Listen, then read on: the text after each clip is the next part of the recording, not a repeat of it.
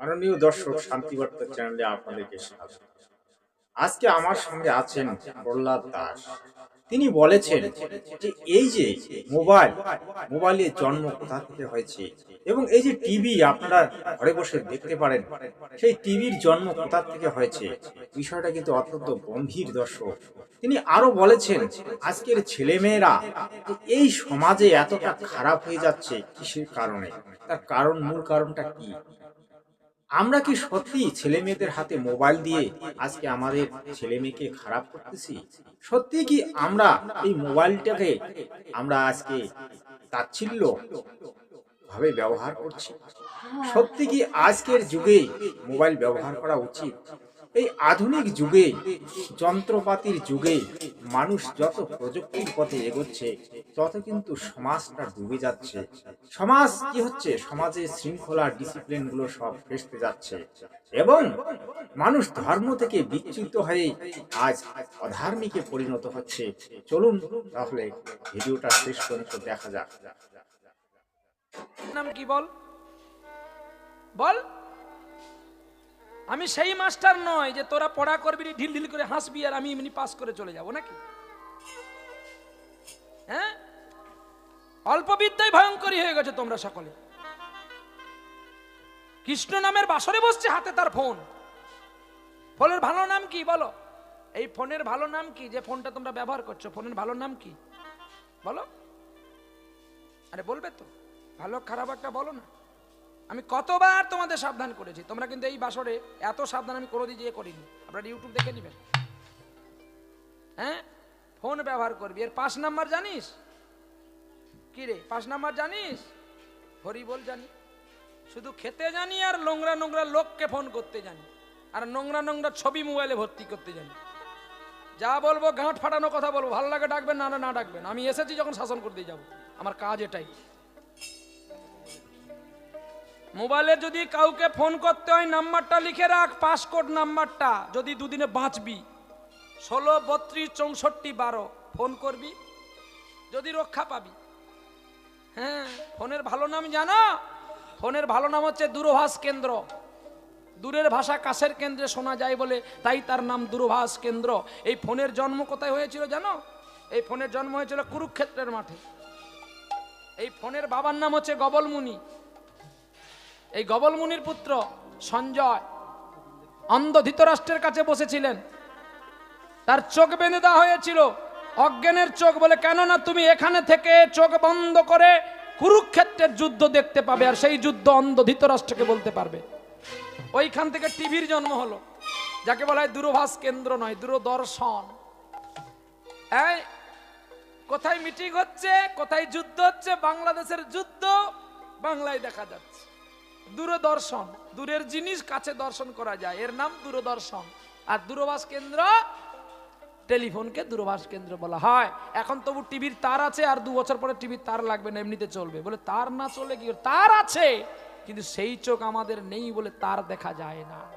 তারে তারে তারে তারে তারে তারে যোগ না হলে সবসময় লাইট লিডশেডিং থাকবে, লাইট জ্বলবে না। তাই তার সঙ্গে তার যোগ করো। নেগেটিভের সঙ্গে পজিটিভ না যোগ করলে যেমন একটা আলো জ্বলে না, ঠিক তেমনি ভক্ত আর ভগবানের সম্প্রীতি না হলে ভক্ত ভগবানকে পায় না। নিদাই গৌরী প্রেমানন্দে হরি বল হরি বল। হ্যাঁ, কি গো, শুনতে খারাপ লাগবে, কিন্তু আমি পালালে টের পাবে যে কথাগুলো ঠিক বলেছি কি ভুল বলেছি।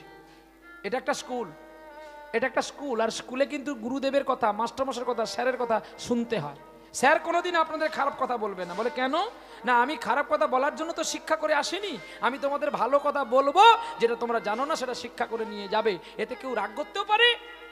কি গো, যার ভালো লাগলো সে আমাকে ভালো বলবে, যার গায়ে বাজলো সে আমাকে খারাপ বলবে, তাতে আমার দুঃখ নেই, কারণ আমি কথাটা সবার জন্যই প্রকাশ করে দিয়ে যাব।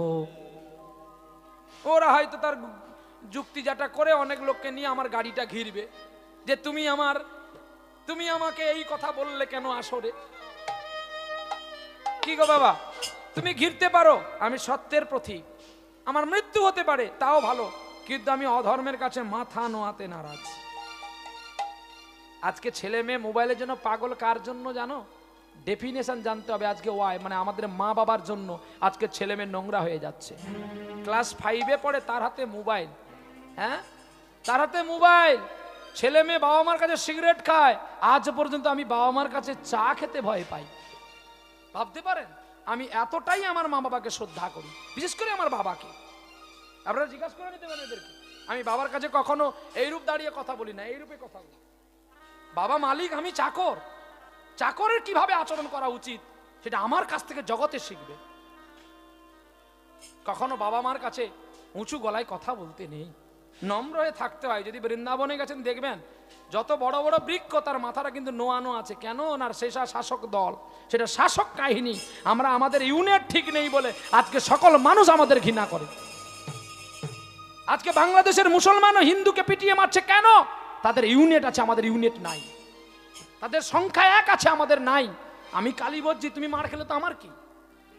এই জন্য যত পথ তত মত, আমাদের সংখ্যা এক নেই বলে আমরা নিজেরা নিজেদের দোষে মার খেয়ে মরছি।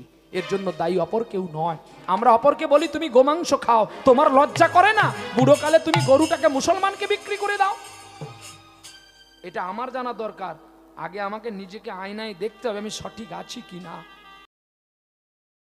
নিউ ইয়র্ক শহরের 6th অ্যাভিনিউতে দাঁড়িয়ে মার্টিন কুপার সেই ফোন দিয়ে একটি কল করেন। তিনি ফোন করেছিলেন তার প্রতিদ্বন্দ্বী প্রতিষ্ঠানের একজন গবেষককে। কথাটা ছিল সংক্ষিপ্ত কিন্তু ঐতিহাসিক। তিনি জানিয়েছিলেন তিনি একটি হাতে ধরা মোবাইল ফোন থেকে কথা বলছেন। চারপাশের মানুষ তখনও বুঝতে পারেনি তারা কি দেখছে। একজন মানুষ রাস্তার পাশে দাঁড়িয়ে কথা বলছে, কিন্তু কোনো তার নেই। অনেকেই ভেবেছিল এটি কোনো রেডিও বা সামরিক যন্ত্র। সেদিনের সেই কল কোনো বাণিজ্যিক ঘোষণা ছিল না, ছিল একটি প্রমাণ এই প্রযুক্তি সম্ভব। কিন্তু সম্ভব হলেই তো বাজারে আসে না। সেই ফোন সাধারণ মানুষের হাতে পৌঁছতে আরও প্রায় 1 দশক সময় লেগেছে। শুনলেন প্রহ্লাদ দাসের কথা কীর্তন। তিনি যে কথাগুলি বলেছেন সেই কথাগুলির তাৎপর্য এবং বিশ্লেষণ আমি করতে যাচ্ছি। দেখুন, তিনি যে জগতের কথাগুলি বলছেন সেই জগৎ হচ্ছে আধ্যাত্মিক জগৎ। কিন্তু বর্তমান এই যুগটা চলছে প্রযুক্তির যুগ, বিজ্ঞানের যুগ। আজকের সমাজ বিজ্ঞান ছাড়া এক মুহূর্ত চলতে পারে না। সকালবেলায় যখন দাঁত ব্রাশ করে তখন টুথব্রাশটাও ওই বিজ্ঞানের, ওই ব্রুশটাও বিজ্ঞানের, এবং সমস্ত প্রোডাক্ট বিজ্ঞানের। অতএব বর্তমান যুগের মানুষ হয়েছে বিজ্ঞান সম্মত যুগের আধুনিক মানুষ। বিজ্ঞান সম্মত যুগের আধুনিক মানুষ। এই মানুষগুলোকে যদি আপনি প্রমাণ দিয়ে শাস্ত্র শেখাতে পারেন এবং যুক্তি দ্বারা, বিজ্ঞান ভিত্তিক যুক্তি দ্বারা যদি মানুষগুলোকে আপনি শিক্ষা দিতে পারেন, তবে কিন্তু মানুষগুলো এই আধ্যাত্মিক জগৎকে ভালোবাসবে এবং আধ্যাত্মিক জগৎকে তারা ভালোবেসে ভক্তির পথে আসবে। অন্যথা কিন্তু মানুষ ধীরে ধীরে এই ভক্তির থেকে বেরিয়ে যাচ্ছে এবং এই দেবদেবী পূজার থেকে বেরিয়ে যাচ্ছে। কারণ মানুষ দেবদেবী পূজা করে কিছু ফল পায় না। অনর্থক লাখো লাখো টাকা খরচা করে দেবদেবীর পূজা করে, তারপর ওই দারু পান করে আবার ওই আগের অবস্থায় ফিরে আসে। তাই দর্শক, আপনারা বুঝে যাবেন কথাগুলো যে আজকের সমাজে কি দরকার। আজকের সমাজে দরকার হচ্ছে বিজ্ঞান। আজকের সমাজে যে শাস্ত্রগুলি বলা হচ্ছে সেগুলি কি সত্যি বিজ্ঞান ভিত্তিক কথা বলে? আজকের বড় বড় কীর্তনীয়রা যে কথাগুলি বলছে সত্যি কি তারা বিজ্ঞান ভিত্তিক কথা বলছে? না ভাই, বলছে না। ওই প্রদীপ পালের মতো কীর্তনীয় বলছে তুলসীর মালা গলায় দিলে সাপে কামড়াবে না, কিন্তু অথচ হাজার হাজার মানুষ সাপে কামড়ে মারা যাচ্ছে। এগুলো কি? ঘরে 4-4টে তুলসীর গাছ রাখুন, 4 কানি দিয়ে 4টা। কেউ বলছে বাবর তুলসী রাখুন, কেউ বলছে কৃষ্ণ তুলসী রাখুন, কেউ বলছে রাধা তুলসী রাখুন। এগুলো কি? এগুলোর কোনো প্রমাণ নেই, সত্যতা নেই। আজকে আপনি যে কৃষ্ণ ভগবানের কথা বলছেন, আপনারা কৃষ্ণকে পরমেশ্বর বলছেন, সচ্চিদানন্দ ঘনব্রহ্ম বলছেন, অনাদির আদি গোবিন্দ বলছেন, কিন্তু সেই গীতাতে কি আছে? সেই গীতাতেই বলা আছে আমি কৃষ্ণ নই। কিন্তু এই শ্লোকটুকু অর্থ এরা জানে না। ওখানে বলা হচ্ছে যদা যদা হি ধর্মস্য গ্লানির ভবতি ভারত অভ্যুত্থানম ধর্মস্য তদমাত্মানম সৃজাম্যহম পরিত্রাণে সাধুনাং বিনাশায় চ দুষ্কৃতম ধর্ম সংস্থাপনার্থেও সম্ভবামি যুগে যুগে। এই কথাটার মানে কি? যখন এই ধর্মের নামে গ্লানি হয় এবং কুসংস্কার আমাদের দেশে ভরে যায়, অন্যায় অবিচার বেড়ে যায়, তখনই ভগবান কোনো না কোনো রূপ ধারণ করে ধর্মকে পুনঃস্থাপন করে এবং দুষ্ট দিগকে দমন করে। আবার কি বলল ভগবান? সর্বধর্ম পরিত্যাজ্য মামেকং শরণং ব্রজ। আর এরা কি বলল? ওই শ্লোকটার অর্থটাই এরা বুঝতে পারলো না। এরা কি বলল? যে ওখানে শ্রীকৃষ্ণ ভগবান বলছে যে আমার শরণে তুমি এসো না ভাই। এই যে সর্বধর্ম পরিত্যাজ্যং শরণং ব্রজ মামেকং, অর্থাৎ ওখানে তিনি বলেছিলেন অর্জুন তুমি সর্বধর্ম পরিত্যাগ করে ওই পরমেশ্বরের শরণে যা। সেই পরমেশ্বরটা কে আজ পর্যন্ত এরা জানে না।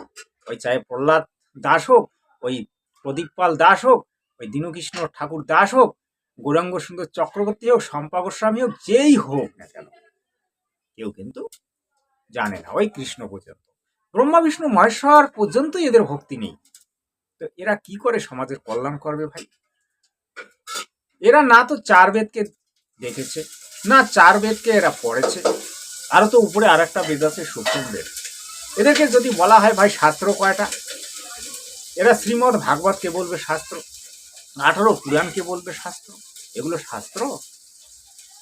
তাই এদের জ্ঞান হচ্ছে আধা অধুরা জ্ঞান। তাই আসরে উঠে এরা 9কে 6 বলে আর 6কে 9 বলে।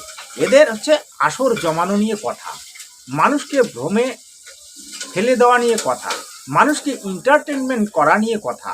তাই এই সমস্ত কীর্তনিয়াদের থেকে যদি আপনারা দূরে থাকেন অনেকটা ভালো থাকবেন।